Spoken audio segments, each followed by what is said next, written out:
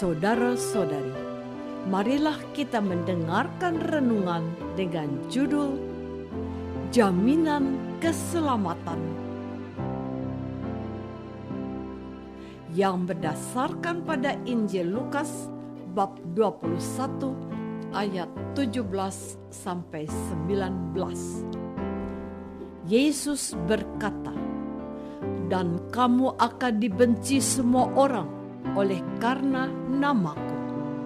Tetapi tidak sehelai pun dari rambut kepalamu akan hilang. Kalau kamu tetap bertahan, kamu akan memperoleh hidupmu." Dalam nama Bapa dan Putra dan Roh Kudus. Amin. Saudara-saudari terkasih dalam nama Tuhan Yesus Kristus. Sekarang ini kita sudah memasuki minggu terakhir masa biasa. Artinya, dalam beberapa hari lagi kita sudah memasuki masa Advent yang menjadi awal tahun dalam syarah iman kita. Maka, tema-tema terakhir akhir zaman sering kita dengar. Bacaan Injil hari ini masih melanjutkan pengajaran Yesus tentang akhir zaman. Yesus berkata, "Tetapi sebelum semuanya itu, kamu akan ditangkap dan dianiaya.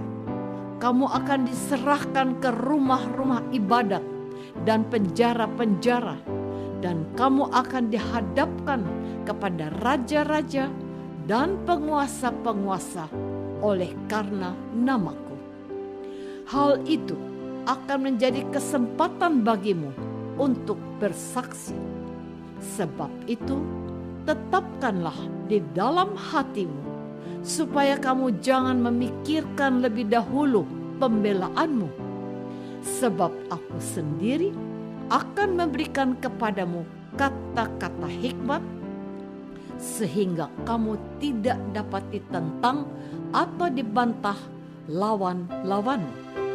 Dan kamu akan diserahkan juga oleh orang tuamu, saudara-saudaramu, kaum keluargamu, dan sahabat-sahabatmu, dan beberapa orang di antara kamu akan dibunuh, dan kamu akan dibenci semua orang oleh karena namaku.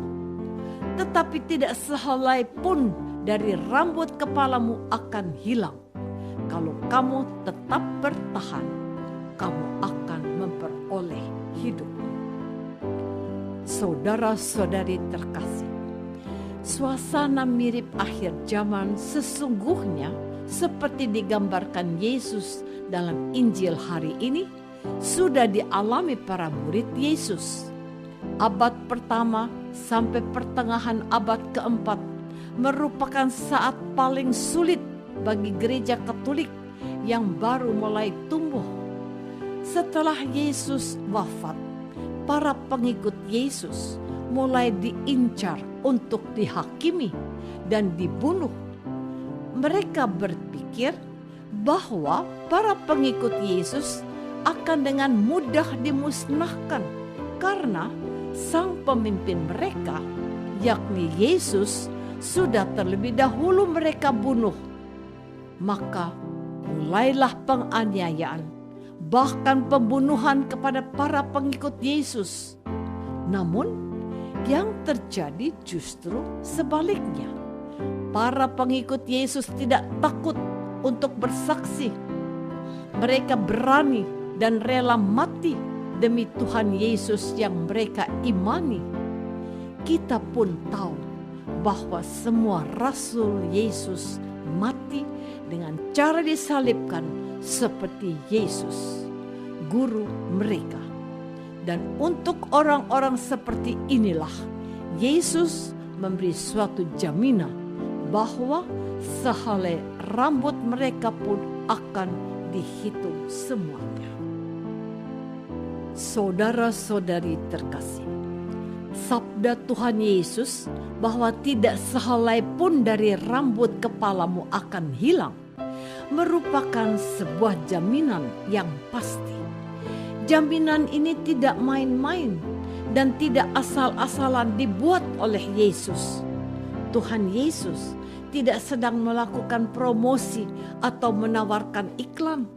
Sebab promosi atau iklan yang ditawarkan bisa saja beda jauh dari kenyataan yang sesungguhnya. Sedangkan Yesus benar-benar memberikan sebuah kepastian yang nyata. Memang jaminan yang Yesus tawarkan tidak bisa dilihat oleh mata manusia yang sangat terbatas. Kita hanya bisa memahami dan menerimanya dengan iman. Tetapi kita bisa yakin karena Tuhan Yesus sendiri telah melakukannya terlebih dahulu. Tuhan Yesus sendiri memilih jalan salib, jalan penderitaan sampai wafat di atas kayu salib. Dari perkataan Yesus ini juga menunjukkan bahwa semua yang kita lakukan, entah dilihat oleh manusia maupun yang tidak dilihat oleh manusia, akan dihitung oleh Yesus sampai hal terkecil seperti rambut yang kadang jatuh atau rontok tanpa kita ketahui. Namun, jaminan yang Yesus berikan akan kita peroleh jikalau kita tetap bertahan dan tidak mengingkari iman kita. Dengan kata lain, jaminan dari Yesus hanya berlaku bagi orang yang tidak setia. Saudara-saudari terkasih, keselamatan yang kekal adalah pemberian sekaligus karunia Allah yang tak ternilai. Bahkan orang yang paling kaya di dunia saat ini, yakni Elon Musk, yang per bulan September tahun 2021 memiliki kekayaan sebesar 2.860 triliun rupiah atau hampir 3.000 triliun, dan jumlah ini lebih besar dari anggaran pendapatan belanja negara kita tahun 2021, tetap tidak bisa membeli keselamatan. Hal ini membuktikan bahwa Allah kita sungguh adil. Sebab kalau keselamatan itu bisa dibeli dengan uang, harta benda atau kekayaan, maka sudah pasti bahwa kelompok yang masuk surga hanya orang-orang yang kaya. Selain itu, jikalau yang masuk surga hanya orang-orang yang mempunyai banyak uang, harta benda, atau kekayaan, sudah pasti semakin banyak orang akan korupsi, merampok, dan melakukan berbagai kejahatan demi mendapatkan uang. Syukurlah bahwa jaminan keselamatan yang Yesus janjikan cukup dibayar dengan kesetiaan dan pengorbanan. Maka setiap orang mempunyai hak dan kesempatan yang sama untuk mendapatkan jaminan keselamatan. Bahkan orang berdosa pun mendapatkan kesempatan dan peluang yang sama. Apakah selama ini kita menyadari bahwa jaminan keselamatan yang Yesus janjikan harus ditebus dengan kesetiaan dan pengorbanan? Marilah kita berdoa. Tuhan Yesus Kristus, Engkau telah memberikan jaminan keselamatan asalkan kami mau tetap dan berkorban sampai mati. Bantulah kami supaya di tengah kesulitan, tantangan hidup dan penganiayaan kami tetap belajar untuk setia dan mau berkorban demi memperoleh hidup yang kekal. Doa ini kami persembahkan dalam nama-Mu, Tuhan dan Pengantara kami.